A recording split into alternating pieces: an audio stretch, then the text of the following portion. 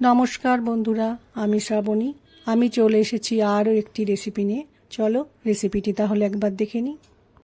আজকের রেসিপি সরপুঁটি মাছের ঝাল। আজকের রান্নাটা আমি সর্ষে পাউডার দিয়ে বানাবো, কিন্তু খুব বেশি মশলাদার বানাবো না, হালকা করে বানাবো। এই ভিডিওটি পুরোটা দেখার অনুরোধ রইল। আজকের রান্নাটি বানানোর জন্য সরপুঁটি মাছ নিয়েছি। মাছটাকে খুব ভালো করে ধুয়ে পরিষ্কার করে নিয়েছি। মাছের মধ্যে আমি পরিমাণ মতো নুন ও হলুদ গুঁড়ো দিয়ে রেখেছি। এবার মাছটাকে ভালো করে নুন হলুদ দিয়ে মাখিয়ে নেব। এই নুন হলুদ মাখানোর মাছ মিনিট 10-15 রেখে তারপর ভাজবো। রান্নার শুরুতে মাছগুলো ভেজে নেবার জন্য ননস্টিক কড়াইয়ে সর্ষের তেল গরম করতে দিয়েছি। তেল গরম হয়ে গেছে, দুটো মাছ দিয়ে নিলাম। এবার মাছ দুটো ভাজবো।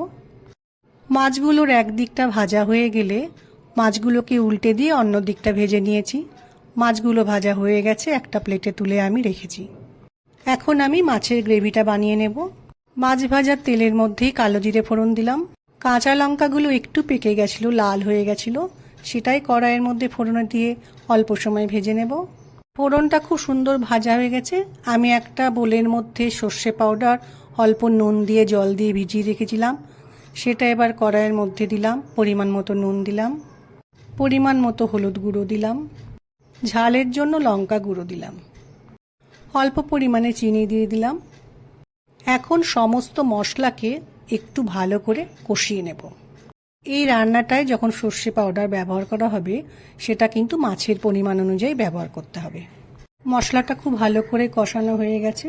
আমি এখন মশলার মধ্যে জল দিয়ে খুব ভালো করে মিশিয়ে নিয়ে একটু সময় ফুটতে দেব।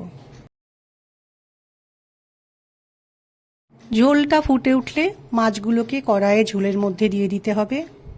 কড়াইয়ের মধ্যে সব মাছগুলো দিয়ে নিয়েছি। মাছটা দেওয়ার পর একটু সময় রান্নাটা করে নেব। মাছ রান্নাটা আমার হয়ে এসছে। এখন আমি ওপর থেকে একটু কাঁচা সর্ষের তেল রান্নার মধ্যে দিয়ে দিলাম। তেলটা দেওয়ার পর রান্নার মধ্যে একটু মিশিয়ে নিতে হবে। এই কাঁচা সর্ষের তেল দিলে রান্নার স্বাদটা খুব ভালো হয়। যারা কাঁচা সর্ষের তেল খেতে পছন্দ করো না, তাদের দেওয়ার দরকার নেই। রান্নাটা আমার হয়ে গেছে। এই রান্নাটা খেতে কিন্তু অসাধারণ হয়েছিল।